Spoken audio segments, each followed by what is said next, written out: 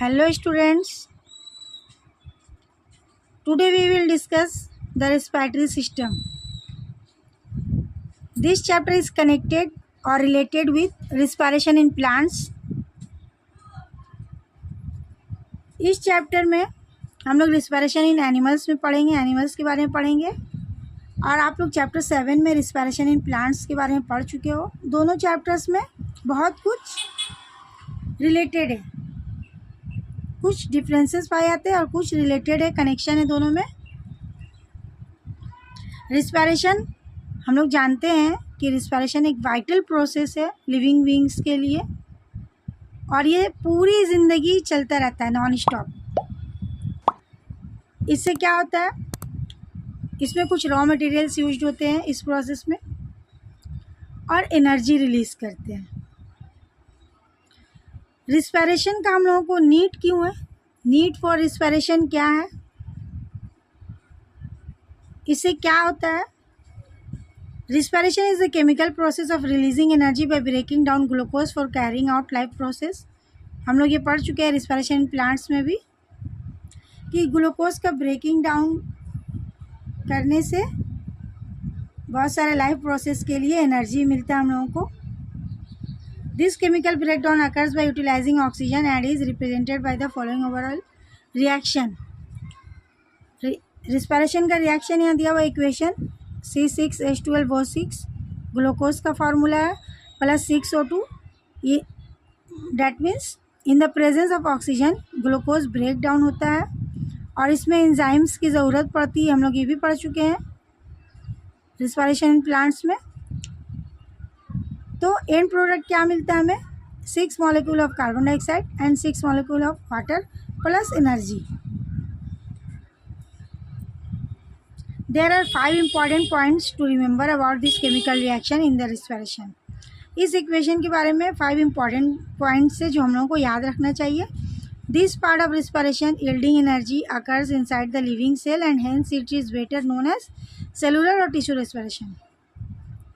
हम लोग जानते हैं ये बात कि रिस्पायरेशन कहाँ होता है, लिविंग सेल्स में होता है, लिविंग सेल्स के साइटोप्लाज्म में या माइटोकॉन्ड्रिया में होता है। हम लोग जानते हैं ये बात, इसलिए ये अच्छा होगा कि इस रिस्पायरेशन को हम लोग सेलुलर और टिश्यू रिस्पायरेशन बोले।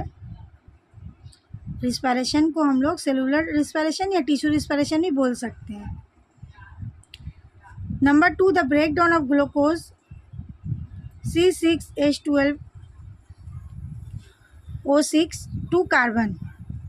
ग्लूकोज का break down carbon dioxide and water जो मिलता है हम लोगों को, वाटर और कार्बन डाइऑक्साइड ब्रेक डाउन के बाद वो एक सिंगल स्टेप में कंप्लीट नहीं होता बल्कि series of chemical steps. Some of this steps occur in the cytoplasm of the cell and some inside the mitochondria.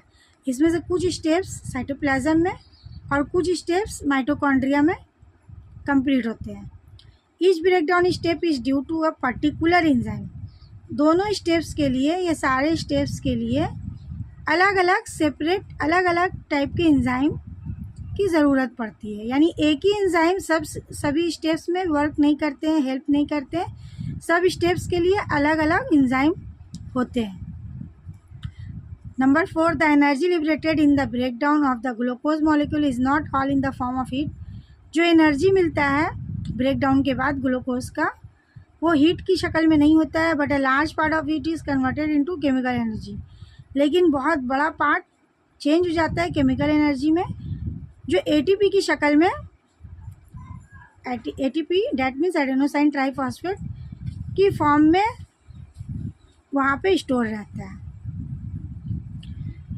As you have read in the case of plants, हम लोग plants के case में पढ़ चुके हैं कि when the energy in the form of ATP is used. जैसे ही ATP energy से किसी भी एक्टिविटी में एक मॉलिक्यूल यूज़ होता है तो ये एडीपी में कन्वर्ट हो जाता है और फिर जब दूसरा again break down of glucose के बाद फिर एक एटीपी आकर के उसमें इंक्लूड हो जाता है तो फिर से वो एटीपी में बन जाता है। यानी एक मॉलिक्यूल लॉस होता है, फिर से एक मॉलिक्यूल उसमें आके ऐड हो जाता है तो फिर एटीपी बन जाता है। और ऐसी so it goes on and on, और ऐसे ये चलता रहता है कि एटीपी की शक्ल में स्टोर होता है, फिर उसमें से खर्च होता है, फिर उसमें ब्रेक डाउन ऑफ ग्लूकोज के बाद एक और आके ऐड हो जाता है, फिर एटीपी बन जाता है। तो ऐसे ही ये चलता रहता है। एटीपी को एनर्जी करेंसी बोलते हैं हम लोग। Inside the cell 1 mole of glucose 1 complete oxidation के बाद 38 मॉलिक्यूल्स ऑफ एटीपी मिलता है। ये हम लोग रिस्पिरेशन इन प्लांट्स में पढ़ चुके हैं। The essential steps of cellular respiration are same in plants and animals. Essential steps जो है सेलुलर रेस्पिरेशन और प्लांट में, एनिमल में क्या है, लगभग अप्रॉक्सीमेटली सेम है। वाई वी नीड एनर्जी, तो कॉमन सेंस से फिर भी एक बार देख लीजिए आप लोग। Synthesis of protein from amino acid, production of enzymes, contraction of muscles for movement, conduction of electrical impulse in a nerve cell, production of new cells by cell division, in keeping the body warm in warm-blooded animals, that means birds and mammals. Okay, animals need more energy. Plants से ज़्यादा या birds से ज़्यादा animals को energy की ज़रूरत क्यों पड़ती है? The need for production of energy is greater in animals, और एनर्जी की प्रोडक्शन भी ज़्यादा होता है प्लांट से एनिमल में। This is because animal consume more energy in doing physical work, क्योंकि एनिमल ज़्यादा वर्क करते हैं, ज़्यादा भाग दौड़ करते हैं, इसीलिए उनको ज़्यादा एनर्जी की ज़रूरत भी पड़ती है, और वो ज़्यादा खाते भी हैं, जैसे फैट्स, कार्बोहाइड्रेट, मतलब हेवी चीज़ भी खाते हैं, ज़्यादा rich in protein, rich in fat, तो उससे उनको ज़्यादा एनर्जी भी मिलता है और ज़्यादा वो खर्च भी करते हैं। They have to move about for obtaining, उनको मूव करना पड़ता है, भागना पड़ता है, obtaining food to run away to escape enemies, दुश्मनों से बचने के लिए, अपने आप को बचाने के लिए और फूड के लिए उनको भाग दौड़ करना पड़ता है। They have to chew their food and have to look after their eggs, उनको अपने ग़िज़ा को चिबा कर खाना पड़ता है और अपने बच्चों को या अपने अंडों को देखभाल करना पड़ता है, एंड सो ऑन। तो ये सारे एक्टिविटीज़ में ज़्यादा से ज़्यादा एनर्जी लगता है। Birds and mammals need still more energy, birds और मैमल्स को भी ज़्यादा एनर्जी चाहिए। The birds and mammals including our self have to produce a lot of heat for keeping the body warm. This heat comes through the respiration in cell, हम लोगों को पता है कि जो ज़्यादा हीट की ज़रूरत पड़ती है, तो हीट कहाँ से मिलता है हम लोगों को? रिस्पिरेशन से। The amount of heat required to keep the body warm is quite large. Think about the cold winter days when the outside temperature, जब जाड़े के दिनों में विंटर डेज में बाहर का मौसम बिल्कुल ठंडा होता है, तो हमारे बॉडी को टेम्परेचर हीट से ही मिलती है। प्लांट्स में तो ग्लूकोज का ब्रेक डाउन होता है, लेकिन एनिमल्स में या मैमल्स में या हम लोगों में क्या होता है, जैसे ही हम कोई भी फूड इंटेक करते हैं, कोई भी फूड खाते हैं, लंच डिनर कुछ भी खाते हैं, तो आहिस्ता आहिस्ता वो ग़िज़ा, वो फूड हमारा आहिस्ता आहिस्ता थोड़े थोड़े अमाउंट में टूटना शुरू हो जाता है, ब्रेक डाउन शुरू हो जाता है। जैसे ही हम लोग कुछ भी डिनर या लंच इंटेक करते हैं या कोई भी फूड इंटेक करते हैं, तो उसका थोड़ा थोड़ा amount in the presence of oxygen break down हो करके उससे एनर्जी, कार्बन डाइऑक्साइड और वाटर मतलब टूट करके ये एंड प्रोडक्ट मिलता है और एनर्जी रिलीज़ होने लगती है, जो हमारे कामों में यूज़ होता है, हमारे एक्टिविटीज़ में यूज़ होता है। और शिवरिंग एंड क्लेटरिंग ऑफ टीथ, जो कभी कभी हम लोग को दांत कटकटाने लगते हैं या बहुत ठंडे से कांपने लगते हैं, उस वक्त क्या होता है, is an emergency activity of the muscle cell. वो एक्टिविटी इमरजेंसी रहता है मसल सेल्स का, जो एक्स्ट्रा हीट को प्रोड्यूस करने का काम करते हैं ताकि बॉडी हमारा वार्म रह सके उस वक्त। The energy used in all the cellular activities is obtained from the oxidation of glucose, that means carbohydrate. Glucose has no alternative for respiration. If the simple carbohydrate is not available directly, the cell may break down the proteins or fats to produce glucose for respiratory needs. जो हम लोग खाते हैं, अगर हम लोग direct carbohydrate या glucose नहीं खा रहे हैं, तो जो हम लोग प्रोटीन वाली चीज़ें या फैट्स वाली चीज़ें खाते हैं तो उससे वो ग्लूकोज प्रोड्यूस करते हैं और उससे रिस्पिरेशन होता है। Think for a while about the wild animals which are totally flesh eater. जो वाइल्ड एनिमल्स है वो तो टोटली फ्लैश ईटर्स है। The main constitute of their diet is protein with very little carbohydrate. उनमें तो carbohydrate वो खाते नहीं ज़्यादा, तो प्रोटीन हो गई। फ्लैश का मतलब प्रोटीन वाला चीज़ हो गया। The excess amino acid absorb through protein digestion और broken down in the liver to produce sugar. पहले वो लोग क्या करते हैं, the excess amino acid absorb यानी प्रोटीन में अमीनो एसिड होता है, थ्रू प्रोटीन डाइजेशन और ब्रोकन डाउन, प्रोटीन को डाइजेस्ट करके उसको तोड़ दिया जाता है लीवर में और शुगर प्रोड्यूस करके तब रिस्पिरेशन का प्रोसेस होता है। And the nitrogenous part is converted into urea which gets extracted out. उसको बाहर निकाल दिया जाता है जो यूरिया वगैरह नाइट्रोजनस पार्ट है। The glucose thus produce may be used immediately और may get stored in the liver cells glycogen for future needs. और जो फैट जो हमारा एनर्जी रहता है वो फ्यूचर के लिए लीवर में जमा कर दिया जाता है। Similar process takes place in human if they take excessively protein rich food.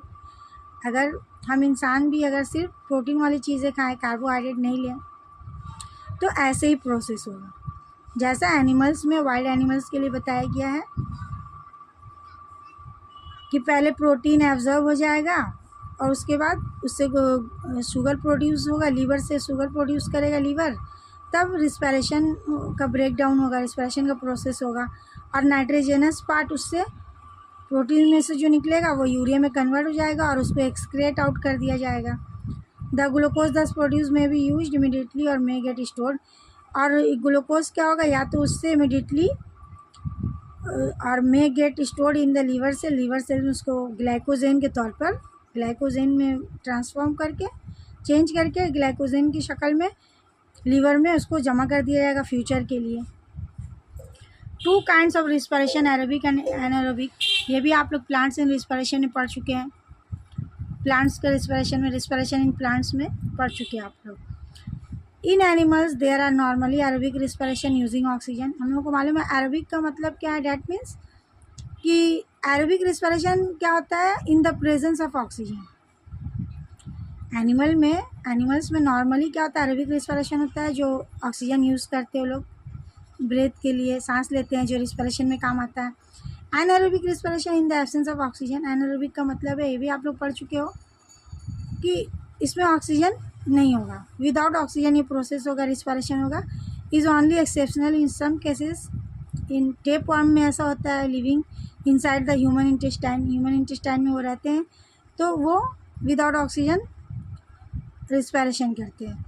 Anaerobic respiration में occur even in our own body in the fast working. Anaerobic respiration हमारे बॉडी में भी होता है। जब हम लोग कोई फास्ट वर्किंग, कोई एक्सरसाइज कर रहे हैं या बहुत दौड़ रहे, रनिंग कर रहे हैं, तो टेम्परेरी तौर पर उस वक्त एनारोबिक रिस्पिरेशन होता है सेल्स में ड्यूरिंग, क्योंकि जितना ज़्यादा उस वक्त हम लोग को ऑक्सीजन की ज़रूरत होती है एक्सरसाइज के वक्त या फास्ट वर्किंग के वक्त, तो वो कम पड़ जाता है। तो इसलिए सभी सेल्स को उतना ज़्यादा ऑक्सीजन अवेलेबल नहीं होता, तो इसलिए टेम्परेरी तौर पर थोड़ी देर के लिए वो एनारोबिक रिस्पिरेशन करते हैं। During continuous physical exercise such as fast running, walking over long distance, swimming, wrestling, weight lifting etcetera, इन सब चीज़ों के दौरान हम लोगों को ज़्यादा ऑक्सीजन की ज़रूरत पड़ती है, जो हम लोग नहीं कलेक्ट कर पाते हैं, हमारा नहीं हो पाता उतना ज़्यादा इनहेल ऑक्सीजन, इसलिए उस वक्त एनारोबिक रिस्पिरेशन हम लोगों के अंदर भी होता है। Our muscles work too fast but not get enough oxygen. In this situation the muscles are working in the absence of oxygen. Anaerobic respiration to provide extra energy, और एनर्जी ज़्यादा चाहिए रहती है, इसीलिए एनारोबिक रिस्पिरेशन होता है। The product of anaerobic respiration in such muscles is lactic acid. Anaerobic respiration में क्या होता है, लैक्टिक एसिड एंड प्रोडक्ट के तौर पे निकलता है। Accumulation of lactic acid gives the feeling of fatigue. और लैक्टिक एसिड निकलने से, एक्सक्रेट होने से क्या होता है, इसका मतलब ब्रेक डाउन के बाद लैक्टिक एसिड के मिलने से क्या होता है कि हम लोगों को थकान का ये देता है, फील देता है। This is a condition which may be called oxygen depth. इसी कंडीशन को ऑक्सीजन डेप्थ भी बोलते हैं। When you rest after such exercise the lactic acid gets slowly oxidise by the oxygen later available and then depth is clear producing carbon dioxide in the process. जब हम लोग exercise के बाद rest लेते हैं तो लैक्टिक एसिड बहुत Aahista Aahista oxidise होता है और ऑक्सीजन के ज़रिए ऑक्सीडाइज होता है और बहुत देर बाद ऑक्सीजन हम लोग को अवेलेबल होता है, जिसके ज़रिए ये डेप्थ यानी जो ऑक्सीजन की कमी होती है क्लियर होती है, तब कार्बन डाइऑक्साइड प्रोड्यूस होता है। Aerobic respiration in animals, the chemical changes taking place in aerobic respiration in animals are the same as in the aerobic respiration in plants। Plants के तरीके से जैसे प्लांट्स में होता है वैसे एनिमल्स में भी होता है। Glucose plus oxygen break down होता है एंजाइम के प्रेजेंस में, एंजाइम हेल्प करता है। Carbon dioxide water and 686 calorie energy. The above equation depict the chemical substance in the mole by taking 180 gram of molecule glucose लेंगे हम लोग। The energy released in 686 kilo calories. अगर हम लोग glucose 180 ग्राम अगर लेंगे ब्रेक डाउन के लिए तो हमें कैलोरीज एनर्जी इतना कैलोरीज मिलेगा, और एक्सप्रेस्ड इन अगर इसको किलो जूल्स में एक्सप्रेस करेंगे तो इतना मिलेगा। In the above equation we can represent energy in the form of ATP as follows. हम लोग उसमें एटीपी नहीं लिखे थे, इस इक्वेशन में हम लोग एटीपी नहीं लिखा हुआ, के कैलोरी लिखा हुआ है। अगर एटीपी की शक्ल में लिखेंगे तो इक्वेशन ऐसा होगा,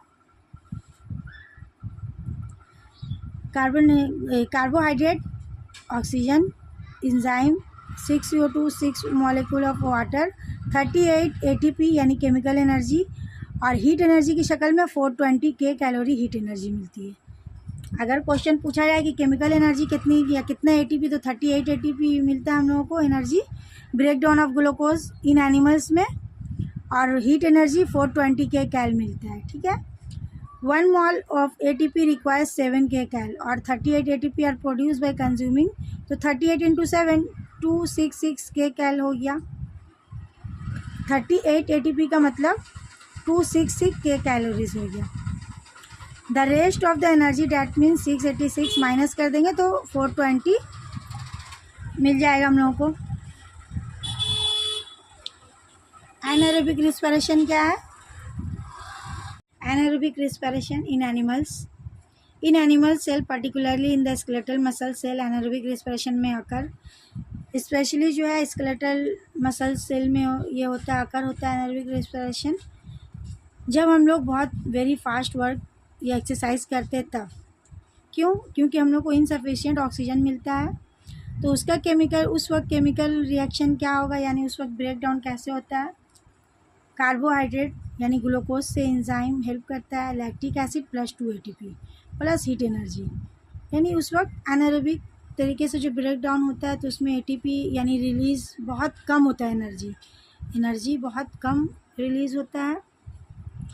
special points to note in the above chemical reaction anaerobic respiration, इस रिएक्शन के बारे में कुछ मेन पॉइंट्स है।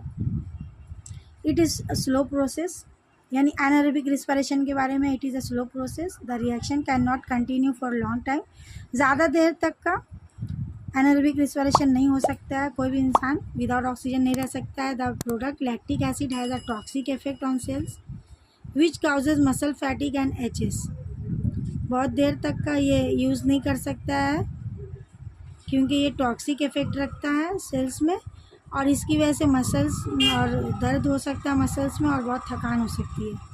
No CO2 is produce, CO2 produce बहुत देर बाद होता है, अभी हम लोग पढ़ चुके हैं। The total energy release per mole of glucose is much less compare to aerobic respiration, aerobic respiration के कंपेयर में बहुत कम एनर्जी रिलीज होता है। The basic steps in cellular respiration are the same in plants and animals. However, the anaerobic respiration is different in the two in some respect. दोनों में difference दिया हुआ है, aerobic respiration in plants, anaerobic respiration in animals. Plants में क्या होता है? Products of glucose जब ब्रेक डाउन होता है तो इथेनॉल और CO2 मिलता है, लेकिन एनिमल्स में क्या होता है, लैक्टिक एसिड सिर्फ मिलता है, CO2 नहीं मिलता है। Release heat energy is more, इसमें हीट एनर्जी बहुत ये होता है, रिलीज़ होता है, लेकिन इसमें हीट एनर्जी बहुत कम रिलीज़ होता है। Parts of respiration.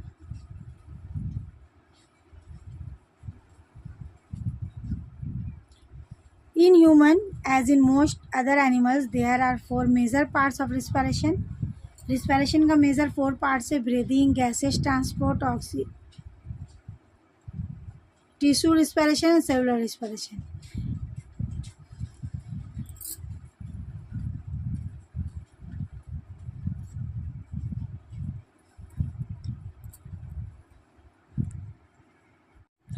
Parts of respiration, humans या बहुत ज़्यादातर एनिमल्स में भी 4 मेजर पार्ट्स ऑफ रिस्पिरेशन होते हैं, breathing, gases transport, tissue respiration, cellular respiration.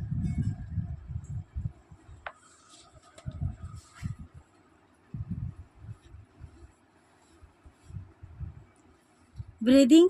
This is a physical process in which the atmospheric air is taken in and forced out of the oxygen absorbing organs, the lungs. ये हम लोग जानते हैं कि physical process है।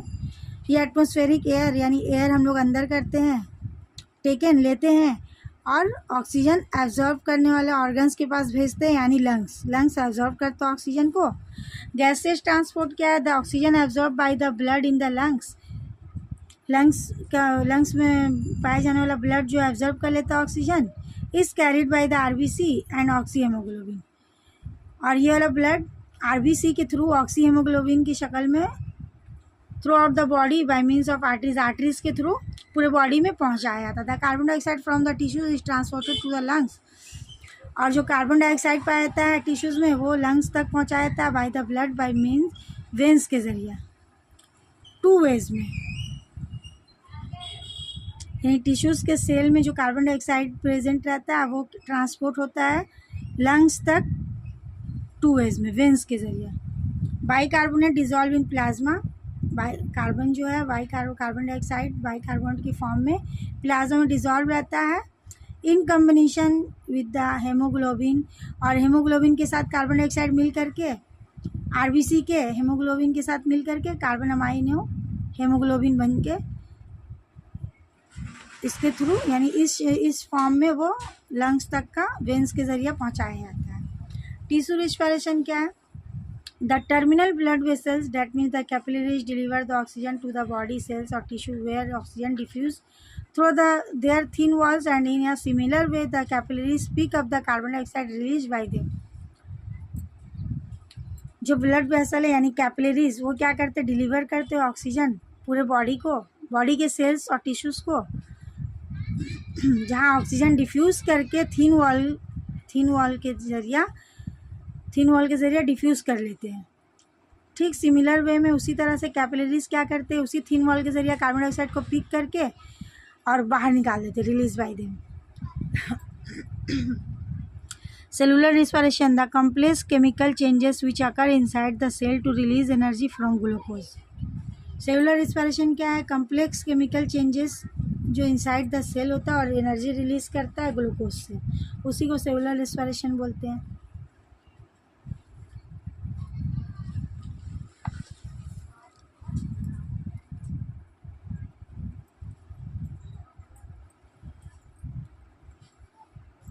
Respiratory organs क्या क्या है, that means respiratory organs means breathing. The respiratory system in humans consist of air passage यानी nose, pharynx, larynx, trachea, bronchi and the lungs. ये सारे ऑर्गन्स है जो रिस्पायरेटरी सिस्टम में पार्टिसिपेट करते हैं। फर्स्ट है नोज, द एक्सटर्नल पार्ट हम लोग सभी जानते हैं, फिर भी थोड़ा थोड़ा पढ़ लेंगे इसके बारे में। The external part of the nose bears 2 nostrils, नाक में 2 सुराख पाए जाते हैं, सभी को पता है, separated by a cartilaginous septum. और बीच से एक कार्टिलेजिनस सेप्टम होता है यानी 2 सुराख पाए थे, बीच से एक दीवार होता है, इसको कार्टिलेजिनस सेप्टम बोलते हैं। The hairs present the nostrils, और नाक के सुराख के अंदर छोटे छोटे हेयर्स होते हैं जो रोकते हैं कि बड़ा कोई धूल मिट्टी यानी डस्ट का कोई पार्टिकल अंदर ना चला जाए। The two nostrils open into a pair of nasal chamber, और अंदर की तरफ जहाँ खुलते हैं, दोनों नॉस्ट्रिल जहाँ खुलते हैं उसको नेसल चेम्बर्स बोलते हैं। The inner lining of the nasal chamber perform 3 function. Nasal chamber के जो लाइनिंग है वो 3 फंक्शन करते हैं। It warms the air as it passes over, ये एयर को वार्म रखता है। It adds moisture to the air, और जो हवा अंदर जाती है नाक में हमारे उसको मॉइस्चर देता है। Its mucus secretion entraps harmful particles, और जो अंदर म्यूकस जो स्टिकी फ्लूइड पाया जाता है वो क्या करता है, हार्मफुल पार्टिकल को अंदर जाने से रोकता है, पकड़ लेता है। An additional function of the nose is to smell, ये हम लोग जानते हैं। The sensory cell of smell are located in a special pocket situated high up in the nasal chamber. Nasal chamber में स्पेशल एक सेंसरी सेल पाया जाता है जो स्मेल करके बता नहीं सकता है कि क्या है, मतलब स्मेल करने का वही सेंसरी सेल्स की वजह से हम लोग नोज़ के थ्रू स्मेल कर पाते हैं। When you smell something special, you give a little sniff which carries the odor up into this pocket. जैसे हम लोग कुछ अच्छी चीज़ सूंघते हैं तो हम लोग एक स्निफ देते हैं छोटा सा कि उसकी खुशबू लेने को कि क्या है ये, तो वो outdoor up into this pocket में जाता है वो। नेक्स्ट है the firings. The nasal chamber open at back into the white cavity. Firings ठीक यहाँ होता है जो हमारे मुंह में, गले के ऊपर यहाँ फायरिंग्स पाया जाता है, नोस्ट्रिल्स के नीचे। देख रहे हैं आप लोग यहाँ डायग्राम में फायरिंग्स, ठीक है, थोड़ा सा नीचे होता है, लेकिन हाँ गला जहाँ से ट्रेकिया स्टार्ट होता है उसके जस्ट ऊपर होता है। Situated at the back of the mouth, ठीक माउथ के पीछे जहाँ हमारा मुंह ख़त्म होता है वहीं पर। It is common passage for air and food, यहाँ पे क्या है, एयर और फूड दोनों के लिए कॉमन पैसेज है ये वाला part. It leads into an air tube the trachea, ये अब यहाँ से इसी से स्टार्ट होता है एक एयर ट्यूब जो एयर के लिए है, और दूसरा है फूड ट्यूब ओसोफेगस, ठीक है, ओसोफेगस ये वाला है, और ट्रेकिया इधर ये वाला पार्ट जहाँ एरो दिया वो ट्रेकिया है, और ठीक जस्ट उसके पीछे ओसोफेगस का ट्यूब है, यानी यहीं से दोनों स्टार्ट होता है फायरिंग से। When not in use, food tube is partially collapsed as it has soft walls. The entrance to the trachea is guarded by a flap called epiglottis. एक epiglottis रहता है, इसे trachea flap रहता है, guard करता रहता है, which closes it at the time of swallowing food. Food को निकालते वक्त epiglottis trachea को बंद कर देता है, क्लोज कर देता है। Incomplete closure of epiglottis during swallowing causes incomplete closure epiglottis जो है क्यों होता है, जब कफ की वजह से होता है। नेक्स्ट है द लायरिंग्स। द लायरिंग्स और the voice box popularly called Adam's apple, ये आप लोग जानते होंगे एडम्स एपिल किसको बोलते हैं, जो यहाँ हम लोग ज़बान निकाल के आ करेंगे जो नज़र आता है छोटा सा, उसी को एडम्स एपिल बोलते हैं। Is a hollow cartilaginous structure located at the start of the wind pipe, ठीक, वाइंड पाइप यानी ट्रेकिया जहाँ से स्टार्ट होता है वहीं पाया जाता है। आप लोग आईने के सामने, मिरर के सामने देखिए, आ करके ज़ोर से आवाज़ निकालिए, ज़बान निकाल के बाहर नज़र आएगा, उसी को एडम्स एपिल बोलते हैं। इसका क्या काम है, you can feel it with your fingers in the front of your neck, ऐसे गला के पास हाथ लगाइएगा तो नज़र आए, मतलब महसूस फील कर सकते हैं। When you swallow something this part rises and falls, जब हम लोग किसी भी चीज़ को निगलते हैं तो ये राइजेज उठता है, खुलता है, उठता है या बंद होता है, rises and falls. The larynx contain 2 ligaments fold called vocal cords. The trachea, next है द ट्रेकिया, ठीक है, यहाँ पे इस डायग्राम में भी ठीक है, यहाँ लायरिंग्स दिया हुआ जो भी बताया एडम्स एपिल बोलते हैं, छोटा जीभ बोलते हैं, ठीक है। उसी के नीचे अब जो ट्रेकिया यहाँ से स्टार्ट हो रहा है, यहाँ से अब हम लोग पढ़ेंगे trachea. The trachea or wind pipe emerges from the larynx, just उसके बाद से स्टार्ट होता है drawn below in the neck where it is partly covered by the thyroid gland, thyroid gland से कवर्ड रहता है। Its walls are stented by the C shaped rings और cartilage, इसमें बहुत सारा ऐसे रिंग बना हुआ है पूरे में ट्रेकिया में, आप लोग देख सकते हैं डायग्राम में। The incomplete part of the ring being on the back side, जो रिंग का खुला हुआ हिस्सा वो पीछे की तरफ है, लेकिन सामने पूरा रिंग बना हुआ है। ठीक है, पूरा रिंग बना हुआ है। जो उसका इनकम्प्लीट पार्ट है वो पीछे साइड में नज़र नहीं आ रहा हम लोग को डायग्राम में। The rings provide flexibility and keep the trachea distant permanently, इससे फ्लेक्सिबिलिटी मिलता है ट्रेकिया को और ये हमेशा डिस्टेंट रहता है परमानेंटली। नेक्स्ट है the bronchi close to the lungs and the trachea divides into 2 tubes, trachea 2 tubes में दोनों लंग्स की तरफ डिवाइड हो जाता है। कॉल्ड द ब्रोंकियाई, इसी को ब्रोंकियाई बोलते हैं। और उसके बाद से बहुत सारे पार्ट्स में डिवाइड होता है। सिंगुलर को बोलते हैं bronchus, which enter the respective lungs, जो दोनों तरफ लंग्स में एंटर कर जाते हैं। Each bronchus divide into fine secondary bronchi, उसके बाद ये कई सारे सेकेंडरी ब्रोंकियाई में डिवाइड हो जाते हैं इनटू स्टिल फाइनर, और उसके बाद भी ये और उससे भी छोटे छोटे इसमें डिवाइड हो जाते हैं, जिसको बोलते हैं टर्शियरी ब्रोंकियाई। ठीक है। The cartilaginous ring as those present on the trachea are also present on the smaller bronchi, smaller bronchi में भी रिंग है। ये डायग्राम में आप लोग देख रहे हैं, जो यहाँ रिंग शेप था यहाँ भी रिंग बना हुआ है। ठीक है, इसमें भी प्रेजेंट होता है। ब्रोंकियाई में भी are also present smaller bronchi, smaller bronchi में भी रिंग बना होता है, प्रेजेंट होता है। Bronchioles are the subsequent still fine tubes tertiary bronchi which acquire diameter of about 1 millimetre, इतना छोटा छोटा भी ब्रोंकियाई जो जिसका डायमीटर 1 मिलीमीटर होता है उसमें भी। एंड आर जो एकदम छोटा होता है वो विदाउट कार्टिलेज रिंग होता है। By repeated branching the bronchioles ultimately end in a cluster of tiny air chambers, छोटे छोटे चेम्बर्स इसमें पाए जाते हैं। यहाँ अलग से देखिए, अलग से दिखाई जा रहा है एल्वियोलर डक्ट, ये जो गोल गोल बना हुआ है ये सब, ये क्या एयर चेम्बर है, ये सब जो अल्वियोली में पाए जाते हैं। अल्वियोलर डक्ट या अल्वियोली देख रहे हैं, उनको एयर सैक्स और अल्वियोली बोलते हैं, सिंगुलर अल्वियोलस बोलते हैं। A network of blood capillaries surrounded the wall of each alveolus. The wall of the alveoli are extremely thin.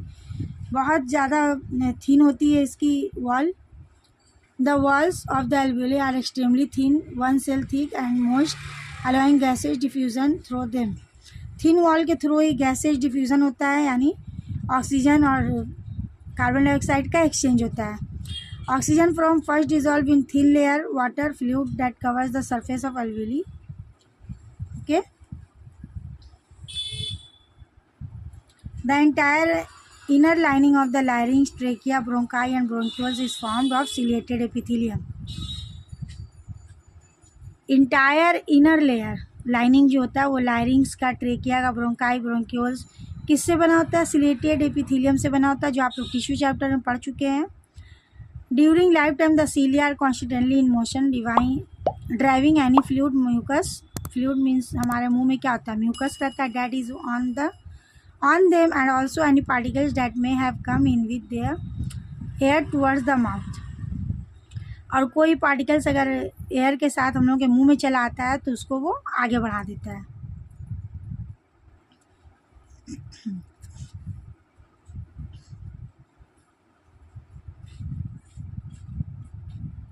Diagram में देखिए आप लोग, यहाँ पे दिया हुआ है mucus trap dust particle and bacteria, इसके ज़रिए वो रोक लेता है, ट्रैप कर लेता है। न्यूक्लियस ऑफ सिलेटेड सेल, इसका न्यूक्लियस है। ये सीलिया है, जो बोले ना एकदम झाड़ू की तरह होता है, कोई भी चीज़ अगर हमारे मुंह में चलाई गया हवा के साथ तो उसको साफ कर देता है, उसको पास कर देता है। नेक्स्ट है lungs. The lungs are a pair of spongy and elastic organs formed by the air sacs. इसमें बहुत सारे एयर सैक्स या अल्वियोली पाए जाते हैं, अभी मैंने आप लोगों को डायग्राम में दिखाया, उससे पूरा बना होता है, भरा होता है। ठीक है।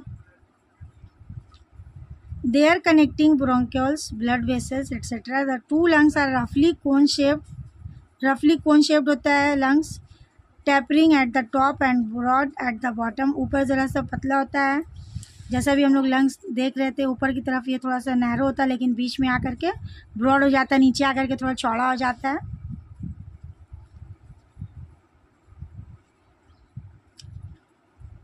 The left lungs has 2 lobes and the right lungs has 3 left वाले में 2 lobes होता है लेकिन 3 राइट वाले में 3 lobes होता है। The left lung is slightly smaller, थोड़ा सा छोटा होता है, लेकिन राइट थोड़ा सा उससे बड़ा होता है। To accommodate the heart in between, क्योंकि दोनों लंग्स के बीच में हार्ट को रहना होता है, इसीलिए लेफ़्ट वाला थोड़ा सा छोटा होता है और राइट वाला थोड़ा सा बड़ा होता है। लेफ़्ट वाले में 2 lobes होता है और राइट वाले में 3 lobes होता है। ठीक है, ये सब क्वेश्चंस आप लोगों के लिए आ सकता है। Membranes covering of the lungs, हम लोग को मालूम है कि लंग्स या हार्ट एक कवर होता है जिससे घिरा हुआ होता है। Each lungs is covered by 2 membranes, the inner visceral pleura and outer parietal pleura. यानी अगर पूछा जाए कि कवर का नाम क्या है, कवरिंग मेम्ब्रेन का नाम क्या है, तो प्ल्यूरा ही कहा जाएगा, लेकिन दोनों का अलग अलग, विसरल इनर का और आउटर को पेरिएटल प्ल्यूरा कहते हैं, विद अ वाटरी फ्लूइड। और जो फ्लूइड भरा रहता है उसको प्लूरल फ्लूइड बोलते हैं। In the pleural cavity found between the 2 membranes, दोनों मेम्ब्रेन्स के बीच में ये कैविटी, ये फ्लूइड पाया जाता है। Blood supply to the lungs, सबसे पहले पूरे बॉडी से डीऑक्सीजनेटेड ब्लड को इंफीरियर वेना केवा और सुपीरियर वेना केवा के थ्रू राइट ऑरिकल में ला करके जमा कर दिया जाता है, यानी कलेक्ट करके राइट ऑरिकल में रखा जाता है। राइट ऑरिकल कंट्रैक्शन या पंप करके वो राइट वेंट्रिकल को भेज देता है। राइट वेंट्रिकल उसके बाद पंप करके या आपस में कंट्रैक्शन करके वो डीऑक्सीजनेटेड ब्लड को लंग्स के पास पल्मोनरी आर्टरी के थ्रू भेज देता है ऑक्सीजनेटेड के लिए। उसके बाद पल्मोनरी आर्टरी जल्द से जल्द पल्मोनरी आर्टरी डिवाइड्स हो करके बहुत सारे पार्ट्स में, जो अभी हम लोग डायग्राम में देख चुके हैं, बहुत सारे पार्ट्स में बढ़ जाता है। और सभी पार्ट्स में एल्वियोली सैक यानी एयर सैक्स लगा हुआ आप लोग देख रहे हैं, एल्वियोली या एयर सैक्स, सब में ऑक्सीजन प्रेजेंट है, यानी एयर प्रेजेंट है, तो सभी से ऑक्सीजन जल्द से जल्द एब्जॉर्ब करके और CO2 दे करके, यानी गैसेस ट्रांसपोर्ट एक्सचेंज करके ऑक्सीजनेटेड करने के बाद फिर से ये इन्हीं मेन आर्टरी और कैपिलरीज के ज़रिए फिर से वापस जाने लगते हैं। 2 मेन पल्मोनरी वेन के ज़रिए वापस लंग्स से निकल जाते हैं और ऑक्सीजनेटेड ब्लड को लेफ़्ट ऑरिकल में ला करके जमा करते हैं। तो लेफ़्ट ऑरिकल से फिर पंप करके लेफ़्ट वेंट्रिकल में आता है। लेफ़्ट ऑरिकल में ऑक्सीजनेटेड ब्लड रहता है, वो पंप करके लेफ़्ट वेंट्रिकल में भेजता है और लेफ़्ट वेंट्रिकल से फिर पंप करके अरोटा के थ्रू पूरे बॉडी को ऑक्सीजनेटेड ब्लड पहुंचाया जाता है।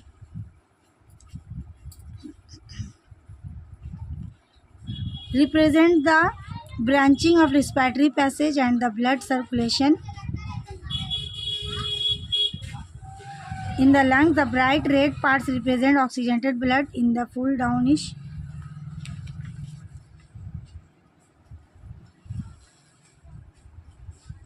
इस डायग्राम के थ्रू बताया जा रहा है कि जहाँ जहाँ रेडिश कलर है वो क्या है, ऑक्सीजनेटेड ब्लड है, और जहाँ जहाँ ऐसा कलर का है यानी ये डीऑक्सीजनेटेड ब्लड है।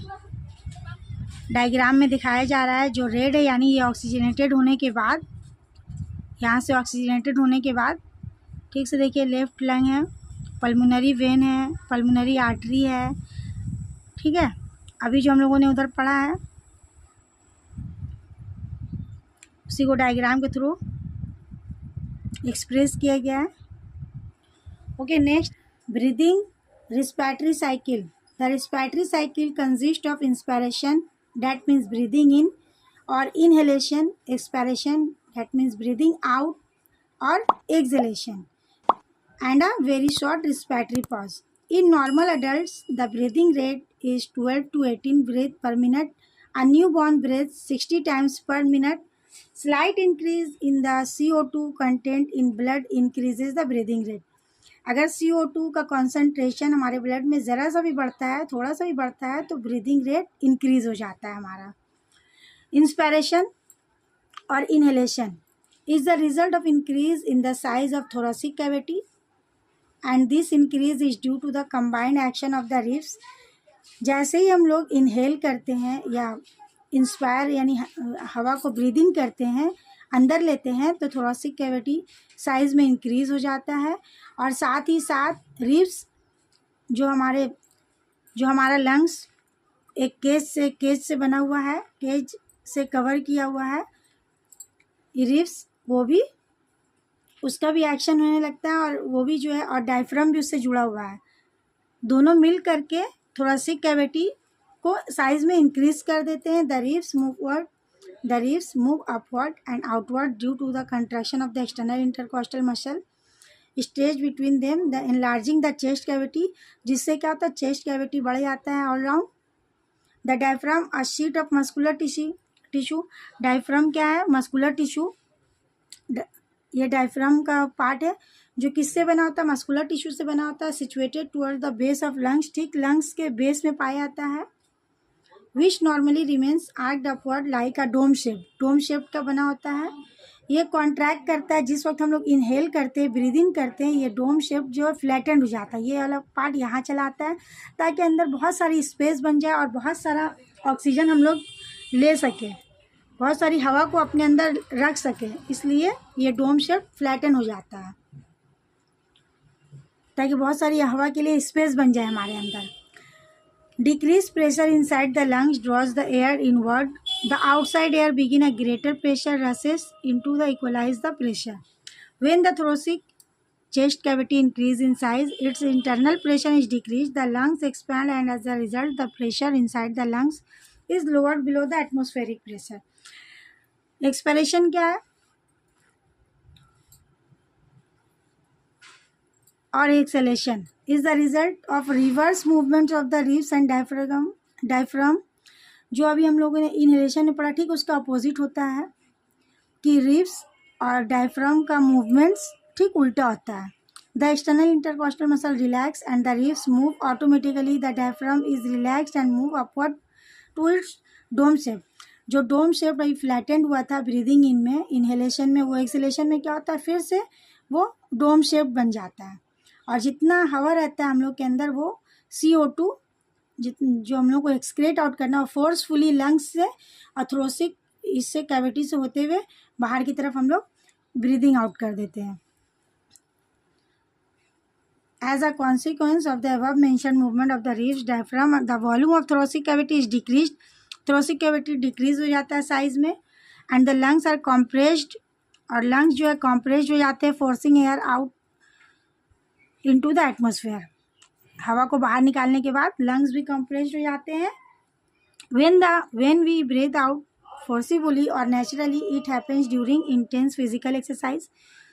The internal intercostal muscle also contract, causing further contraction of the rib cage to expel out more air for larger intake of oxygen. जिस वक्त हम लोग फिजिकल एक्सरसाइज करते हैं उस वक्त हम लोगों को बहुत ज़्यादा ऑक्सीजन की ज़रूरत होती है, इसलिए हमारा ब्रीदिंग रेट बढ़ जाता है। उस वक्त हमारे बॉडी में CO2 ज़्यादा हो जाता है और ऑक्सीजन की कमी हो जाती है, इसलिए उस वक्त हमारा ब्रीदिंग रेट बढ़ जाता है। नेक्स्ट है टिश्यू और internal inspiration.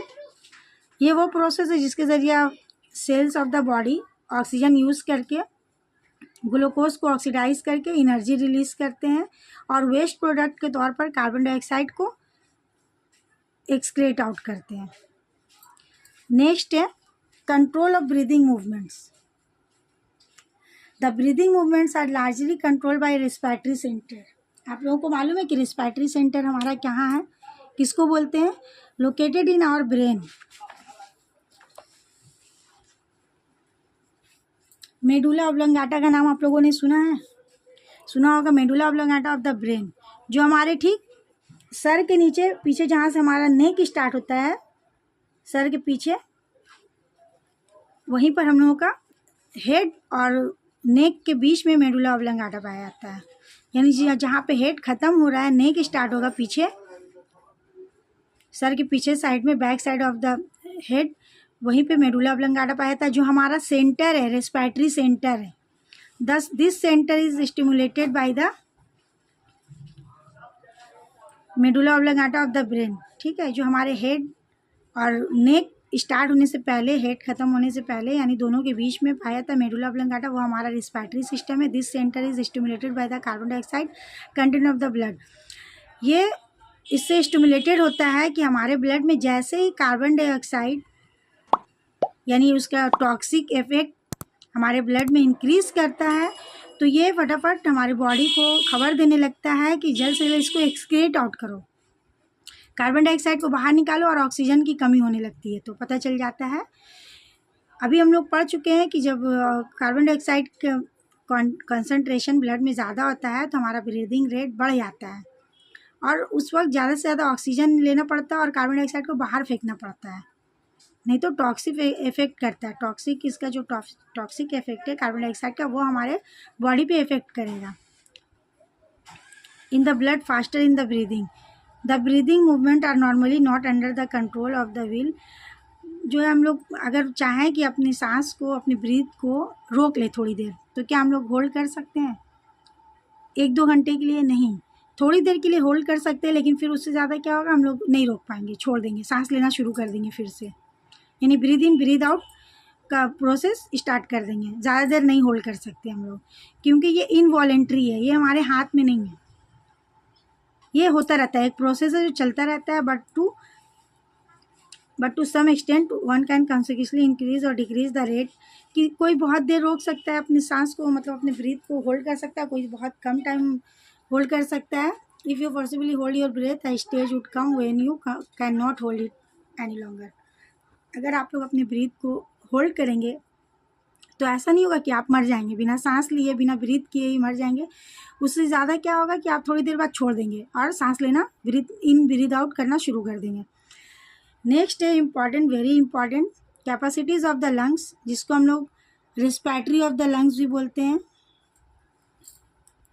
Capacities of the lungs और the respiratory volume in a normal human adult are approximately as follows. Normal human में, नॉर्मल अडल्ट में क्या रहता है, उसके बारे में, कैपेसिटी क्या है लंग्स का, उसके बारे में हम लोग पढ़ेंगे। फर्स्ट है tidal volume, air breathe in and out in a normal quiet unforced breathing.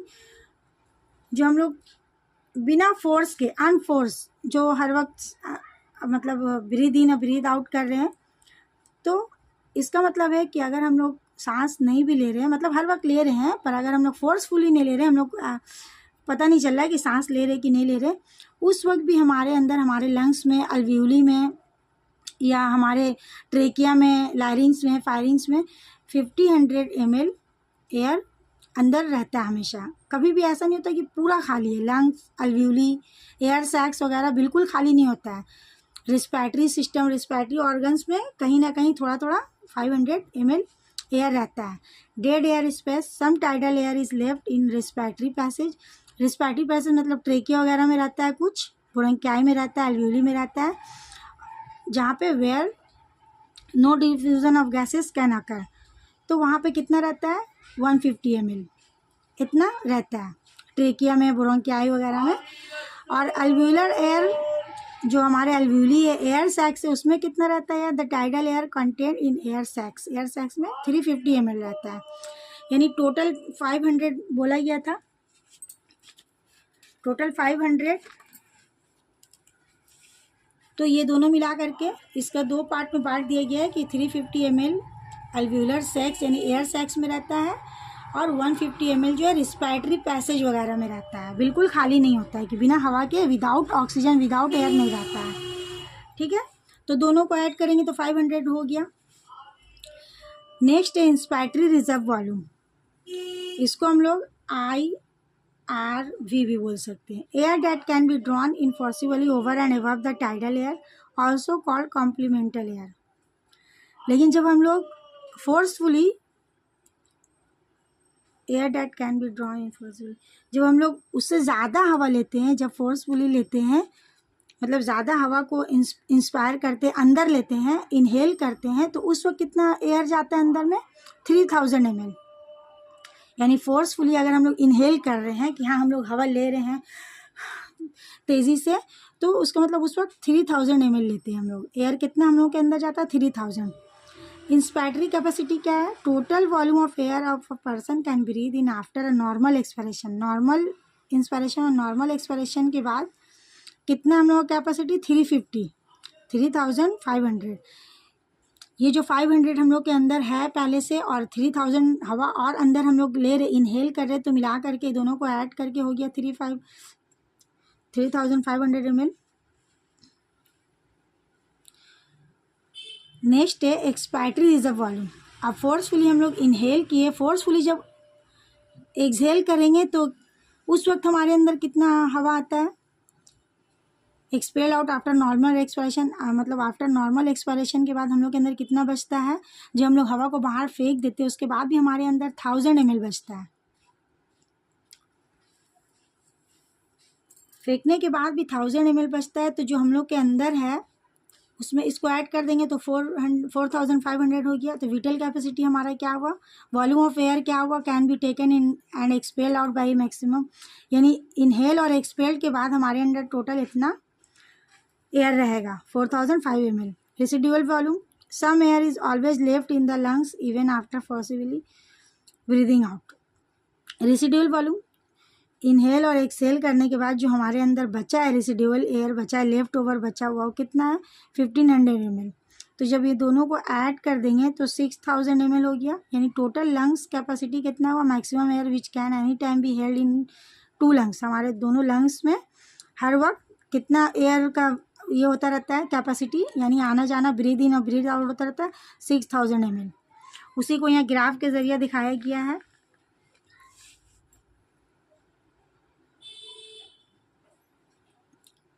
कि ये जो है हम लोग ये कर रहे हैं, यानी हमारे अंदर जो एयर रखा हुआ है कहीं पे, यानी इंस्पायर कर रहे हैं, इनहेल कर रहे हैं, फिर एक्सहेल कर रहे हैं, फिर इनहेल कर रहे हैं, फिर एक्सहेल कर रहे हैं, तो कितना रहता है हमारे पास। फर्स्ट में हवा 500 ml था, उसके बाद फिर उसमें से फिर जब हम लोग फोर्सफुली लेते हैं, फोर्सफुली एयर अंदर ले रहे हैं, इनहेल कर रहे हैं, तो इनहेल किए कितना हुआ 3000 ml।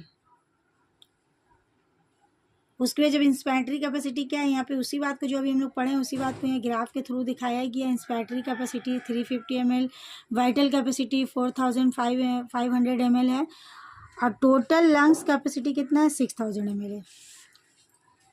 इसको यहाँ पे इस सम्स के ज़रिए भी देखते हैं। टाइडल वॉल्यूम में 2 तरह का था, हम लोग अभी पढ़ चुके हैं कि 500 ml में, अल्व्यूलर एयर में 350 और डेड स्पेस एयर 150, दोनों को मिला के 500 हो गया। इंस्पायटरी रिजर्व वॉल्यूम जो है कितना है 3000 ml है, तो जब दोनों को ऐड करेंगे तो इंस्पायटरी कैपेसिटी हो गया हमारा 3500। जब एक्सपायटरी रिजर्व वॉल्यूम उसमें ऐड करेंगे तो 4000 हो गया, जो हमारा विटल कैपेसिटी है 4500 ml हो गया। रेसिडुअल वॉल्यूम कितना बचा 1500 ml। जब 4500 ml और 1500 ml को ऐड करेंगे तो 6000 ml हो गया, जो टोटल लंग्स कैपेसिटी है हमारा। नॉर्मल एडल्ट्स का 6000 ml होता है lungs capacity. Okay, I hope आप लोगों को समझ में आया होगा। Inspired air versus expired air, दोनों में कंपेयर करना, ये तो हम लोग को बहुत इजी है, समझ में आता है कि जिस वक्त इंस्पायर्ड करते हैं हम लोग, जो हवा लेते हैं अंदर, इंस्पायर्ड एयर में ऑक्सीजन कितना होता है 20.96% होता है। हम लोग यहाँ टेबल के थ्रू पढ़ेंगे दोनों में कंपैरिजन, ठीक है। जिस वक्त हम लोग हवा को अंदर लेते हैं यानी इनहेल करते हैं उसमें ऑक्सीजन 20% होता है, और जिस वक्त हम लोग बाहर फेंकते हैं उस वक्त उसमें ऑक्सीजन की क्वांटिटी कितनी होती है 16% होती है। कार्बन डाइऑक्साइड जब हम लोग इनहेल करते हैं तो 0.4% होता है, लेकिन जब बाहर फेंकते हैं तो 4.0% होता है, यानी उस वक्त ज़्यादा होता है। क्यों, यहाँ पे बेसिस ऑफ डिफरेंस दिया हुआ है कि यहाँ पे ऑक्सीजन जब इनहेल करते हैं तो ज़्यादा होता है और जब एक्सहेल करते हैं तो कम होता है। क्यों, O2 ऑब्जर्व हो जाता है, एल्वुलर सरफेस में लंग्स में ऑब्जर्व हो जाता है, सेल्स जो है O2 को ऑब्जर्व कर लेते हैं। और कार्बन डाइऑक्साइड बढ़ क्यों जाता है जब हम लोग एक्सहेल करते हैं, तो क्योंकि CO2 उस वक्त रिलीज़ होता है। हम लोग पढ़ चुके हैं एल्वुलर सरफेस और बॉडी पार्ट्स में तमाम सेल्स में क्या होता है CO2 एक्सक्रेट आउट करते हैं। नाइट्रोजन 79% होता है जब हम लोग लेते हैं हवा अंदर तो, और जब एक्सहेल करते हैं तो 79% होता है, यानी सेम ही रहता है, अनयूज्ड, इसका कोई यूज नहीं है। वाटर वेपर जब हम लोग इनहेल करते हैं तो लो रहता है, लेकिन जब एक्सहेल करते तो हाई रहता है। क्यों? क्योंकि जो एक्सहेल करते जिस वक्त CO2 बाहर निकलता है, उस वक्त जो एयर बाहर निकलता है वो वार्म रहता है। Evaporation of the water from respiratory passage, ठीक है, वो वार्म रहता है, इसीलिए इवेपोरेट होकर नज़र नहीं आता है, इवेपोरेशन की शक्ल में होता है। Dust particles variable but usually present, जो हम लोग इनहेल करते हैं उसमें प्रेजेंट रहता है, और जो एक्सहेल करते हैं उसमें little if any about body. Temperature variable, हम लोग कभी ठंडी हवा भी अंदर लेते हैं, कभी गर्म हवा भी अंदर लेते हैं, और जो हम लोग एक्सहेल करते हैं उस हवा का ये टेम्परेचर रहता है 37 degree C। Warm by the respiratory passage, respiratory passage के थ्रू वार्म हो जाता है हवा। ओके, नेक्स्ट हम लोग पढ़ेंगे effect of altitude on breathing. As we go higher up, अगर हम लोग कहीं पे हिल स्टेशन वगैरह में चले आते, the air we breathe in decrease in pressure accompanied by gradual decrease in oxygen. जैसे जैसे हम लोग ऊपर जाते हैं क्या होता है, प्रेशर डिक्रीज होता है और ऑक्सीजन भी डिक्रीज हो जाता है at about 4500 metres above sea level. Sea level से अगर हम लोग इतना ऊपर चले जाते हैं 4500 मीटर्स, वन में सफ़र फ्रॉम एयर सिकनेस। तो सम पीपल जो है सफ़र करते हैं, सभी को नहीं लेकिन किसी किसी पीपल को, कोई कोई पर्सन को इसे गुजरना पड़ता है। Air sickness in which lack of oxygen leads to dizziness unsteady, उससे क्या होता है कि दिखाई नहीं देता है या कुछ सुनाई नहीं देता है। लैक ऑफ मस्कुलर कोऑर्डिनेशन, दिमाग काम नहीं करता है। एंड इवन कंप्लीट ब्लैकआउट्स, कुछ समझ में नहीं आता है, मतलब ऑक्सीजन की कमी होने से ये प्रॉब्लम्स होते हैं। ये दो तरह के प्रॉब्लम्स है, एक तो हाइपोक्सिया एंड एस्फिक्सिएशन। हाइपोक्सिया क्या है? Is the deficiency of oxygen reaching the tissue, tissue को ऑक्सीजन नहीं मिलता है, ऑक्सीजन की कमी होती है। तो it may result due to sitting for long hours. ये कब होता है? जब बहुत भीड़ वाली रूम में, यानी जहाँ पे बहुत सारे लोग इकट्ठा एक जगह एक साथ बैठे हुए हैं और पुअर वेंटिलेशन है, तो इससे क्या होता है कि वहाँ पे भी सब लोग जो कंज्यूम कर रहे हैं ऑक्सीजन, तो ऑक्सीजन की कमी होने लगती है और कार्बन डाइऑक्साइड बढ़ जाता है। ऑक्सीजन कंटेंट जो है of the air is low, oxygen की कमी होने लगती है, हवा में ऑक्सीजन की कमी होने लगती है। बहुत सारे लोग क्योंकि कंज्यूम करते हैं तो इसलिए कमी होने लगती है। और एस्फिक्सिएशन क्या है? Is a condition in which the blood becomes more venous by accumulation of more carbon dioxide. जब ब्लड में कंसनट्रेशन ऑफ कार्बन डाइऑक्साइड ज़्यादा बढ़ जाता है और ऑक्सीजन का सप्लाई कम हो जाता है, तो इससे ये प्रॉब्लम होती है। दिस में result due to several causes, strangulation होता है, ड्रॉनिंग होता है, और any obstruction in the respiratory tract, सांस लेने की बीमारी हो सकती है, तकलीफ हो सकती है, डेथ फॉलोज, डेथ भी हो सकती है अगर जल्द से जल्द उसका ट्रीटमेंट नहीं किया गया, आर्टिफिशियल रिस्पिरेशन का इंतजाम नहीं किया गया तो। Some experiments on breathing and respiration दिया हुआ है। फर्स्ट नंबर में क्या है? To demonstrate that water is lost during breathing. Breathing जो है वाटर लॉस्ट होता है, हम लोग को ये प्रूव करना है इसके ज़रिए कि हम लोग जब ब्रीद आउट करते हैं तो वाटर लॉस्ट होता है।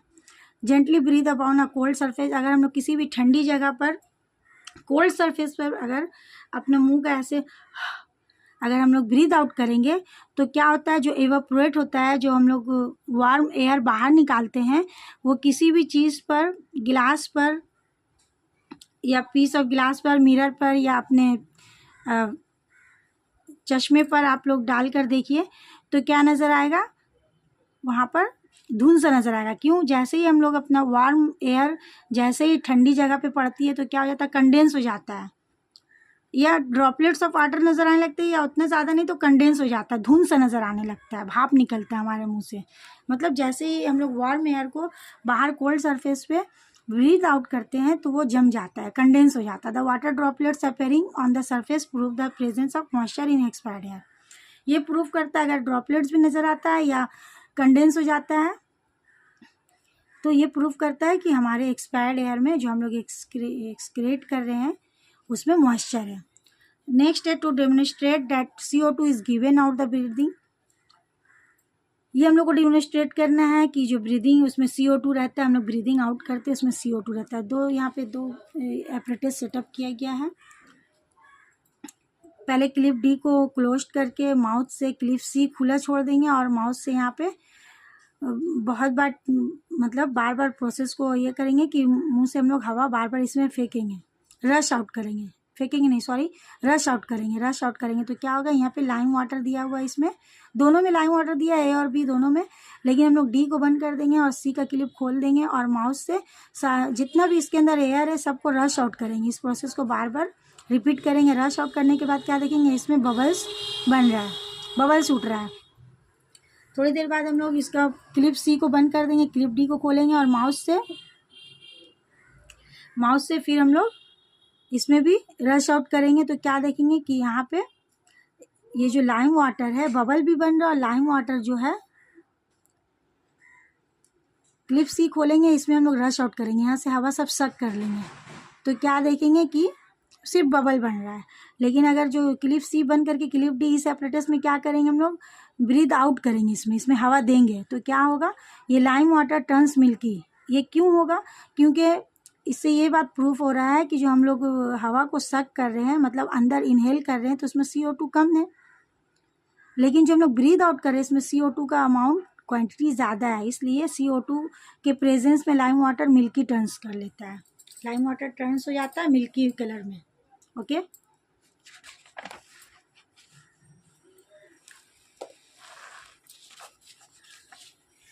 नेक्स्ट है to demonstrate action of the diaphragm during the breathing.